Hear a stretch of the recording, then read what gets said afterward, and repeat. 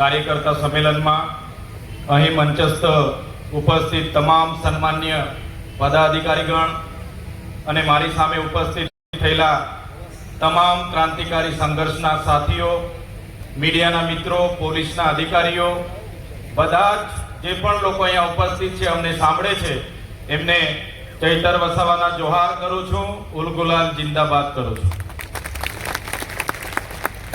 સાથીઓ, આગળ મનોજભાઈએ કીધું કે અમદાવાદના કાર્યક્રમમાં પણ આપણા બેનરો, આપણા હોર્ડિંગો, આપણા ઝંડાઓ ઉખાડીને લઈ ગયા, ફેંકી દીધા। બરોડામાં પણ ઘણી જગ્યાએ આવું થયું છે। ત્યારે આજે આ વડોદરાની સંકલ્પ ભૂમિ પરથી જે પ્રકારે બાબા સાહેબ આંબેડકરે આ વડોદરાની ધરતી પરથી સંકલ્પ લીધો અને આખા દેશના લોકોને ન્યાય આપવાનું કામ કર્યું, સંવિધાન બનાવ્યું, એ જ પ્રકારે આજે આપણે બધાએ આ ધરતી પર, આ સયાજીરાવ ગાયકવાડની ધરતી પર, આ સંસ્કારી નગરી વડોદરાની ધરતી પરથી આપણે સંકલ્પ લેવાનું છે કે આવનારી 2027માં આ તાનાશાહી ભાજપની સરકારને ઉખેડીને અમે પણ ફેંકી દઈશું। ઘણા લોકો પૂછે છે, શરૂઆત હતી આમ આદમી પાર્ટીની, ભાજપ અને કોંગ્રેસના લોકો કહે કે આ ગુજરાતમાં અમિત શાહનો ગઢ છે, નરેન્દ્રભાઈ મોદીનો ગઢ છે, ત્રીજો મોરચો નહીં ચાલે, કોંગ્રેસ અને ભાજપ ચાલશે। પણ સાથીઓ, આજે જોઈ લો, ગુજરાતમાં ત્રીજો મોરચો આમ આદમી પાર્ટી ચાલતી નથી। આમ આદમી પાર્ટી આજે ગુજરાતમાં દોડી રહી છે। આમ આદમી પાર્ટીના કાર્યકરોની તાકાત છે। આ ભાજપ, એમની તાનાશાહી સરકાર, એમના મંત્રી તંત્રી, એમના અધિકારીઓ, એમના પોલીસ અમારા સાથી કાર્યકરોને, અમારા જેવા લોકો સાથે કેસની ખેલ રમત રમે છે, જેલની રમતો રમે છે, અમને જેલમાં નાખવાની વાતો થાય છે, ખોટી એફઆઈઆર કરે છે। પણ એ તાનાશાહી ભારતીય જનતા પાર્ટીને અમે કહેવા માંગીએ છીએ, અમે તમારાથી, તમારી જેલોથી ડરવા વાળા લોકો નથી, અમે તમારી સામે લડવા વાળા લોકો છે। લડીશું અને ગુજરાતની જનતાને ન્યાય અપાવીનું કામ કરીશું।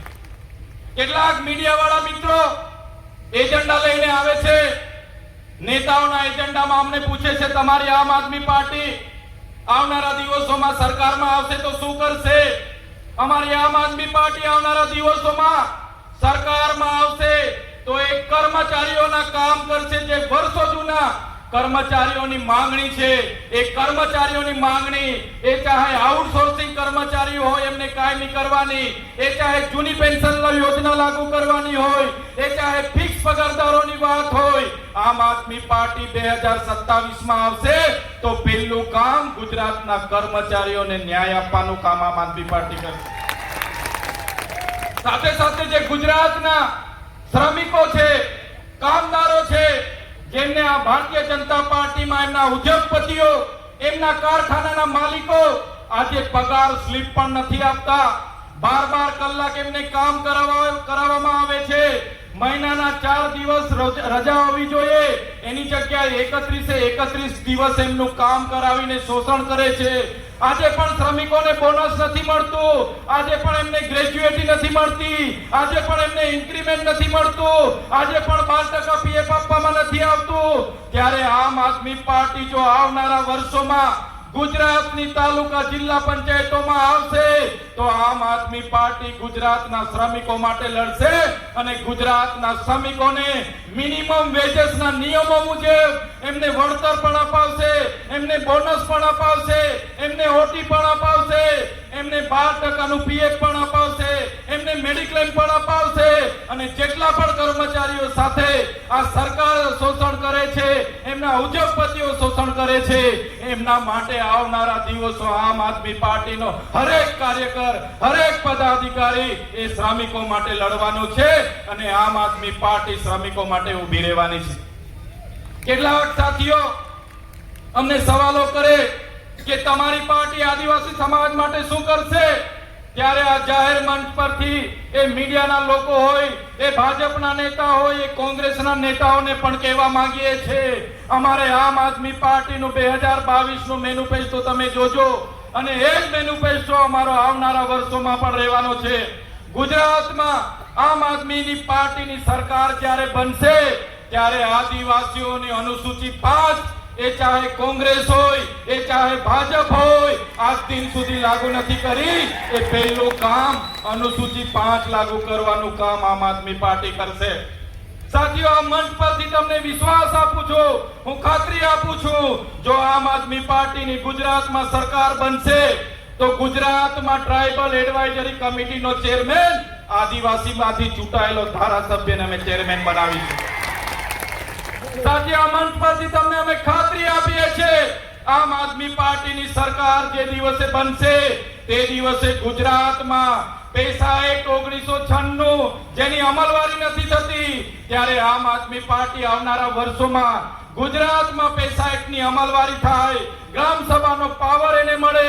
એ કામ આવનારા દિવસોમાં આમ આદમી પાર્ટીની સરકાર બનશે ત્યારે અમે કરીશું. આજે ગુજરાતમાં 1 લાખથી પણ વધારે આદિવાસી ખેડૂતોને જંગલની જમીનો ખેડે છે, પણ એને વન અધિકાર અધિનિયમ 2006 અંતર્ગત આજ દિન સુધી એમને સનતો નથી મળી. ત્યારે આ મંચ પરથી અમે ખાતરી આપીએ છીએ, આવનારા દિવસોમાં આમ આદમી પાર્ટી તાલુકા જિલ્લાઓમાં આવશે.